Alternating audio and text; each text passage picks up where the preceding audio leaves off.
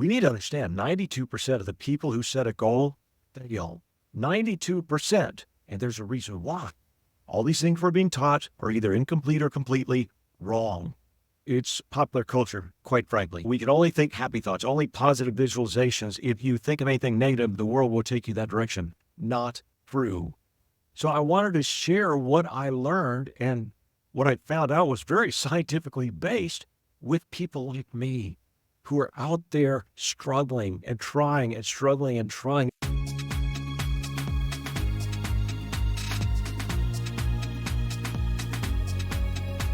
It's time to reinvent.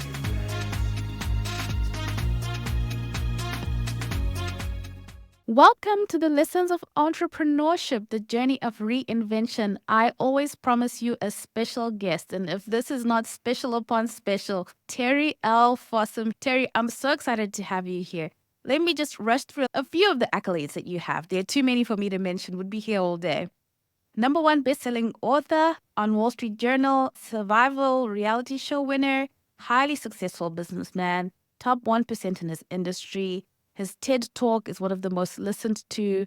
We're going to dive into it, so stay tuned. But Terry, please tell us who you are and what's your mission. Absolutely. And it's funny you mentioned all the accolades, and those aren't who I am. That's just things I've done. And that's a whole different story, isn't it?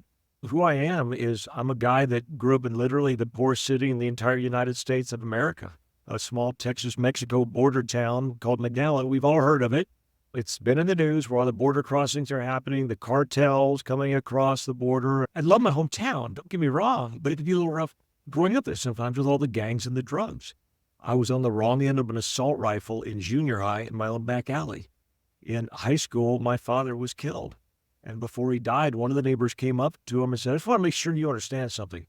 Not a single one of your boys will ever grow up to be anything. So we all have our self-perceptions. We all have our self-doubts, our obstacles we've had to go over. That's who I am. I'm the kid from the poorest city in the U.S. who's never going to grow up to be anything. That's the way I see myself. It didn't turn out that way. I just finished reading the book, The Oxcart Technique. Please tell us what led you to writing that book. Two things. Failure was the main one, absolute failure. I wanted to prove that I got it wrong. And I tried. I got all the personal motivation I could. I learned all about the goal setting, all about visualization and everything I could pump into my brain from the books and the audios and the seminars and everything. And I tried everything I learned, and I failed. And I tried, and I failed. And I tried, and I reached a point where I couldn't fail anymore. I walked to the bathroom, and I looked at myself in the mirror. I said, you know what, he's right. And it was at that something clicked inside as I went, wait a minute. No, I refuse to let him be right. If for the sake of the memory of my doubt, if nothing else, I refuse to let him be right. And something happened. Priscilla, I got ticked off. And I got up, I brushed myself off. I noticed something, though. I wasn't doing it just for some carrot, some positive visualization. I never believed it would happen to a kid like me, to a guy like me, right? But I was doing it to get away from something, if you will. Never grow up to be anything. So when I tried to get out of my comfort zone and all the naysayers and the obstacles again and the people said I'm an idiot and all of that stuff, I didn't care. Because even though that was painful, I had something more painful that was pushing me and something that was pulling me. And the oxcart technique was born. It's only later I found out the science involved when I started writing the book. So I wanted to share what I learned, and what I found out was very scientifically based with people like me who are out there struggling and trying and struggling and trying. It might be a business goal or a financial goal. It might be a marital goal. 50% of the marriages fail. It might be a weight loss goal. 75% of the diets fail. But I know there's people out there like me that need to learn why their goal setting hasn't worked, why what they've tried hasn't worked, and what really can work for them so they can break free and accomplish whatever their goals are. It's crazy to me that everybody's got goals, dreams, wishes. That's why I wrote the book. When I read the book, it clicked for me too. Thank you for writing that book and for sharing it, because I saw myself as part of the people who always think of the carrot or the success scenario. Now I'm going into the book terms. I'll probably ask you to lay out the ox story for us so that those who are listening can have a sense of what we're talking about. This book is really powerful. I think me, like a lot of people, we often think about what we want, the thing we want to achieve. But before long, that motivation for the thing we want to achieve, we've lost it. Therefore, we don't achieve our goals. I like that you say if you can't set a goal and you can achieve a goal, then you can't reach success. Our audience of entrepreneurs, we're trying to be successful in business. So this conversation is critical with Terry L. Fossum. So Terry, please lay for us that parables that the listener can have an idea of what we're talking about. And please do go out and get this book. The parable goes, there once was a farmer that lived on very fertile land. He had no way to get his crops to the market just across the river. Why don't you build a bridge? The village elder asked him. He said, build a bridge? I'm a farmer. I don't know how to build a bridge. Ask the carpenter. He knows how to build many things. So sure enough, the farmer got to work building his bridge, and he built it. But now he had no way to pull his cart full of vegetables across the bridge to the market. So he bought an ox from the village elder. It was a good ox, a fine ox. But when he brought it home and attached it to his cart full of vegetables, the ox refused to pull the cart anywhere. Angry, the farmer approached the elder. What am I supposed to do when he doesn't pull the cart? How did you motivate him? Motivate him? He's an ox. He's supposed to know what to do and do it. Do you always do, and this is for us too, do you always do what you're supposed to do, or do you need to be motivated sometimes? Find out what the ox likes and reward him when he does right. The farmer knew that the ox's favorite treat was carrots, sweet and juicy. He dangled a carrot in front of the ox's head. And when he moved forward to get it, he pulled the cart behind him. And that worked great. As long as the ox was hungry. But when he wasn't, it didn't work at all. Angry again, the farmer approached the elder. What am I supposed to do when the carrot doesn't do the trick? Sit beside the road until he's hungry enough? This just won't do. What do you do when you don't feel like working, but know you need to anyway? I think about how my crops will rot in the field and my family will starve. That gets me out of bed no matter how tired I am. Okay, what is it that the ox doesn't like? He hates for anything to touch his tail. My son touched it the other day and nearly paid the price. Okay, at the times where the carrot doesn't do the trick, try tapping his tail with a stick. That's worked so well that usually just even showing the ox the stick was enough to get him going. Boy, that farmer was sure proud of the fruit purchase he'd made. That's the best ox I've ever owned. Sometimes the carrot worked. Sometimes the stick worked. But using them both together, he always got his crops to the market. That's the parable that goes with it. It's such a powerful parable. Look, if we think about problem solving, there we go right there. As entrepreneurs, you're there to solve a problem. And once you think you've solved one problem, another problem appears. You've got to figure out how to solve that problem too. Being a person who hasn't heard those terms before, like I've heard about the stick, but usually you hear of it in a negative way. And in this case, you hear about the power of it. Why is it that there's such a negative perception of the idea of the stick and the carrot? Right now, it's popular culture, quite frankly. We can only think happy thoughts, only positive visualizations. If you think of anything negative, the world will take you that direction. Not true. We need to understand 92% of the people who set a goal fail. 92%. And there's a reason why. All these things we're being taught are either incomplete or completely wrong. The Harvard Goal Study. This goal study has been written up in #1 best-selling books on New York Times. It's been reported from stages around the world. The Harvard Goal Setting Study says many things, including 100% of the people in this study who wrote down their goals achieved them. 100%. That'd be fantastic.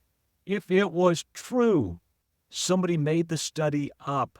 Harvard's confirmed. It never happened. So has Yale. Somebody made it up and it's been repeated so many times we just believe it. It sells lots of books. It sells lots of tickets. It makes people feel happy and all that. Look, I'm doing the right things, but it doesn't work. It's important to write down your goal. It's important to have goal. Positive visualization. Important, but not enough for many reasons. Like you're talking about what we've done, what I used to teach around the world. I used to teach this. And then I found out why it doesn't work. Many reasons. #1, let's talk about me personally. I used to do my vision boards, right? I have pictures of big houses and fancy cars and all that stuff on there. I'd never believed that could happen. I know where I come from. I know what I'm not capable of. I do. Not true, but that's what I believe. #2, I don't care about those things. I'm my happiest in a tent. People will see on the beaches of the world. I want to be up in the mountains. But the big one came to me when I went to disprove my theory. Because what happened to me is when I told you, I picked myself up, I got back at it, started working. I started really doing great in business. So people are coming to me going, Terry, what are you doing? Before I knew it, I had a room full of people listening. Oh, we're teaching this and it's working for them. We started applying it to marriage because marriage is the goal. I got these emails. You just saved my marriage.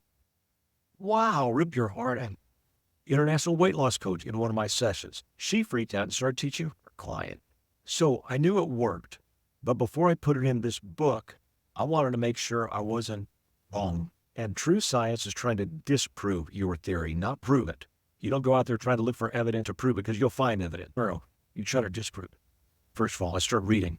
I came across something called prospect theory.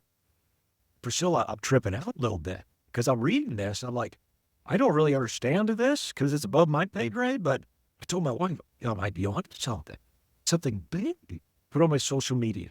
I need an expert on prospect theory. And I got several people reached out to me. Most I couldn't understand a word they were saying because, again, it's just language that's above me, man. It's psychobabble that I don't understand. I know one guy that I could understand. He did his PhD dissertation on prospect theory. So, okay, this guy sent him my notes. I said, be honest. I'm trying to disprove this. Tell me I'm wrong. And he came back, Terry, you're dead on. You read his introduction in my book because he was so impressed with what happened. And here's what prospect theory tells us, and here's why what we've done doesn't work. Priscilla, you know, in entrepreneurship, it's all about getting out of the comfort zone, right? Yes. It's all about that. And that's our tough part. We don't want to get out of our comfort. We say we have time to do something. No, we took the time to do the things comfortable, not the things uncomfortable. Prospect theory taught us that we'll do more to avoid pain than to go toward pleasure. Say it again, we'll do more to avoid pain than to go toward pleasure. We associate pain with getting out of our comfort zone, right? Does that make sense? So we don't want to do that. We don't want to get out of our comfort zone. So no matter how much positive visualization, happy thoughts, all this pleasurable feeling, it's not enough to kick us out of our comfort. Using the stick in conjunction with the carrot, we provide a failure scenario that's stronger than the pain of our comfort zone. We do it right, as you read about.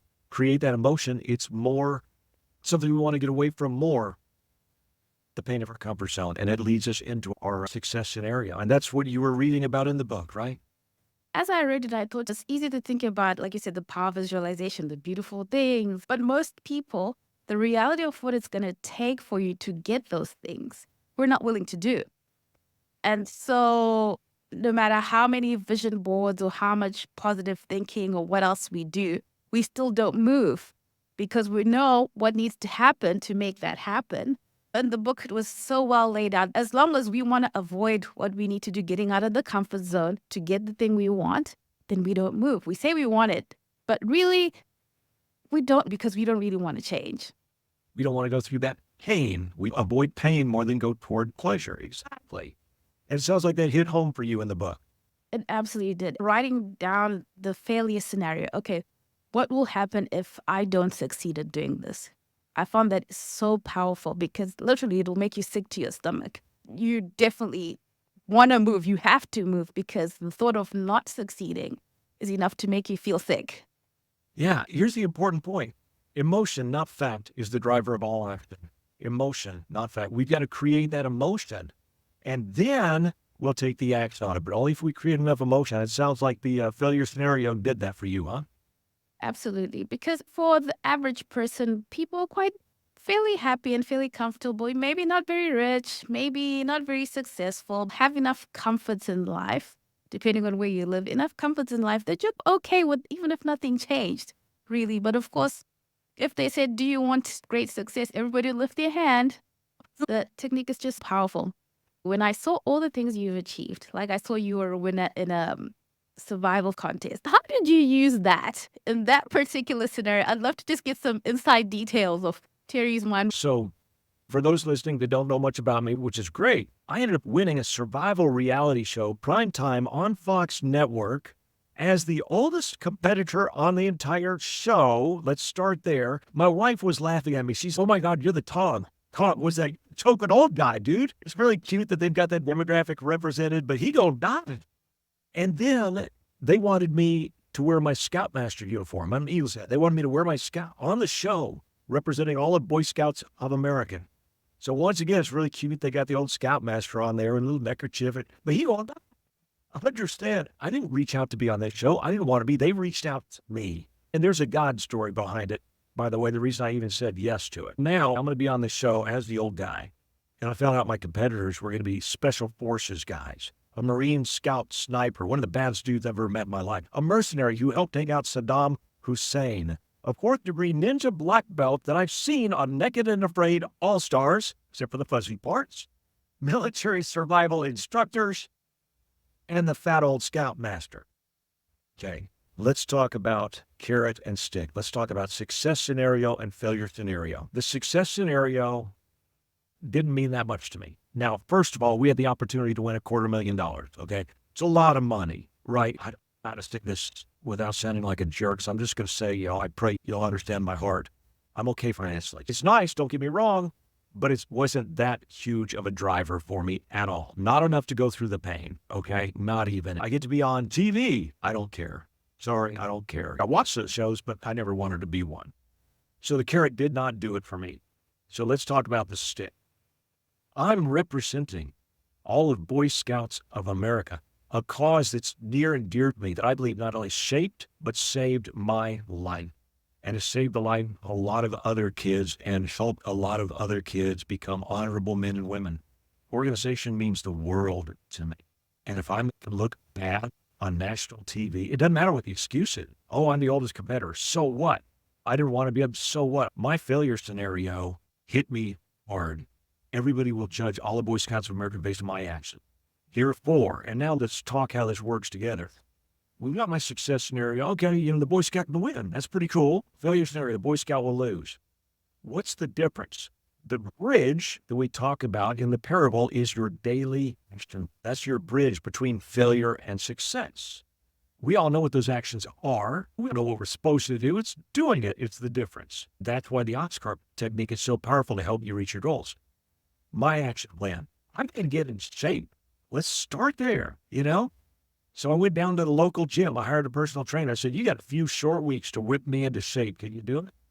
And he basically looks me up and down. So I was in pain 24/7. I'd never done survival in the jungle. So I flew into the Amazon jungle, found somebody to take me in and learn survival in the jungle. It pulled over 100 ticks off me. I did several other steps. They're all painful. My success scenario would not have gotten me to do them. My failure scenario did. So that's how I apply the oxcart technique to win a survival reality show of all things. That's powerful. We have a sense of how to use that in the different aspects of life. I like that the book started with marriage, and then it talked about key relationships, and then it talked about yourself, your physical well-being, your fitness. And then it went on to, okay, now let's talk about your business career success. I like the way that was laid out. Because sometimes you start with the business and you can't get to the business because everything else is pulling you in all directions. You can never really get to that full potential in that area because the intricate parts of your life are not in order. And there's 4 goals. Some will say 3, and I'll say 3 a lot, but I read up a little bit about you. I can say 4 on this show. That all are interworking. If you don't have one, you don't have any of them. Sure, financial is important because that affects the rest of your life. It affects your relationships. It affects your health. Studies are very clear on that. So that's important. But your relationships are equally, if not more important, because if those aren't in order, it's going to affect your finances and it's going to affect your health. You don't have your health, you don't have anything. And then the 4th one for me, and everybody can have any belief that they want to, and I'm cool with that. I don't care. I got the microphone, so I'll tell you mine. Mine is my spirituality. Mine is my belief in my opinion, for my belief system. If you don't have that, forget everything else, So depending on your beliefs, go with 3 or 4, but they are all interconnected, all affect the rest of it. You talked about the action plan. You now have your success scenario, which is all the things that you're looking forward to. You also have your failure scenario, that if this doesn't work, what is the reality of this situation? Facing that reality, not pleasant, but important to face that reality of what happens if I don't do what I need to do to get this moving. And the transformation in the book, you said, I may get it wrong, Terry, but you can come in and correct me because you are the author of the book. The transformation happens in the action plan. What are you going to do? When you referred to the parable, you said the first thing he did is he found an expert. He needed to build a bridge. It wasn't something he knew how to do. So he needed to talk to someone who was an expert at building a bridge. I think that in itself is gold. Please, Terry, talk us through the idea of the action plan and how to approach that. So often we try to figure it out ourselves, whatever the goal is. Okay, I know what to do. That's vanity, and vanity's not going to get you very far. One of the reasons that I've been successful in a lot of areas is I find people smarter than me in those areas, and I learn from them. I do a thing. I just got off another Zoom actually doing exactly that. For one of my goals, I reached out to this person who's smarter than me in that area. Learn from the experts. Now, you can get those things different places. There's a lot of information online. But be careful, because a lot of it is not right. If I want to have a happy marriage, I'm going to talk to people who have a happy marriage. Also, who have a bad marriage. What did they screw up? If I want to learn about business, I'm going to learn about it from a successful business person. What did you do? Reach out to these people. It's amazing if you ask for their advice. People love giving advice, right? That's why you have people on your show all the time. People love giving advice. So if you go to people and say, look, I really respect what you're doing in this industry, whatever it is. Look, we're talking business. Let's say it's realty. Let's say it's network marketing. It's selling cars. It's whatever. I really respect what you're doing. Can you give me daily actions that I should take to help me reach my goals in this industry? They're going to tell them to you. A lot of times we have corporate training. We know what to do, but learn from the experts. And then use the oxcart technique to apply what you're supposed to do every day to keep you to it every day, which is the hard part. Thank you for that, because we just think, oh, this part of my life, I'll just figure it out. And that's the action plan. You find yourself in a place you can't imagine how you got there, but someone guiding you, an expert guiding you on how to get to where you're trying to go. I also love that you talked about what should happen. If you can talk a little bit more about this, because you said you should look at your scenarios twice a day. That idea of having it in your face. It's got to be in front of you. And that's why I tell people, yeah, I've got it on my computer. No, this won't work. Let me back up one section more. What we're talking about is 3 different pieces of paper. That's all this is. Prospect theory that this is based on won the Nobel Prize was applied to economics. We're applying it to goal setting. It's been called the biggest advancement in the science of goal setting in recent history by one of the 50 best brains in science, etc. Truth is, 3 pieces of paper. That's all it is. The first one, you write down your failure scenario and you create emotion. You should be crying when you do your failure scenario. If you aren't, you did it right. That's good. Now, there's a very important little quote you put at the bottom. It's in the book. You'll see it there. It's very important to put on there. This will not be my future. I'll do whatever it takes to make sure my failure scenario does not come true and my success scenario does. Okay. You post that up. Next, you post those daily actions. Notice I said post it on a wall, somewhere where you will see it. That's exactly what Priscilla's talking about right now. Your daily actions that you will take that'll make the difference between your failure scenario or the third piece of paper, your success scenario, be in your future. Either one of them could be, depending on the actions you take or do not take. You post them up, you read them every morning. Start with your failure scenario. It should hurt. You should go, like me, my failure scenario, never grow up to be anything. There's no way in the world I'll let that happen. I'll do whatever it takes so it doesn't. Does it take? Bam. And finally, after you've read that, so you go, okay, I'll do it. Fine, I'll do it. And then you read the third one, your success scenario, what life is going to look like from that aspect, because you did those things. Problem, solution, format. We talk about not wanting to focus on the negative, on the failure, and that's why you start with that, but you end with that success scenario that makes you feel good because you took action. Do it in the morning, do it every night to see how you did. Do it for a few weeks and watch what happens to your goal. By the way, I want to tell everybody, we're giving you a brief look. We're giving you, God willing, some great information, some stuff that's helpful for you today. But please, this is just an overview. Get the book. If you're serious, get the coaching. The book has examples all the way through it. Failure scenarios, success scenarios, and everything else. So make sure you go ahead and do that. So powerful. Thank you so much, Terry. Please do go and get this book. I think every area of your life, whether it's your marriage, whether it's your close relationships, whether it's your career, whether it's your entrepreneurship, whether it's your weight, whether you're fighting addictions, I could go on and on. But the best thing would be for you to buy the book so you can go through the techniques, because literally it is a workbook. You do say it's a workbook. that you can go through the techniques and see the life change that you'll have in that. Terry, I've taken you so much into the book, and I want people to come away with, who is Terry? They're going to read the book and know who Terry is, but get a sense of this man who is attacking all these things with this energy and this ability to do. What is this man about?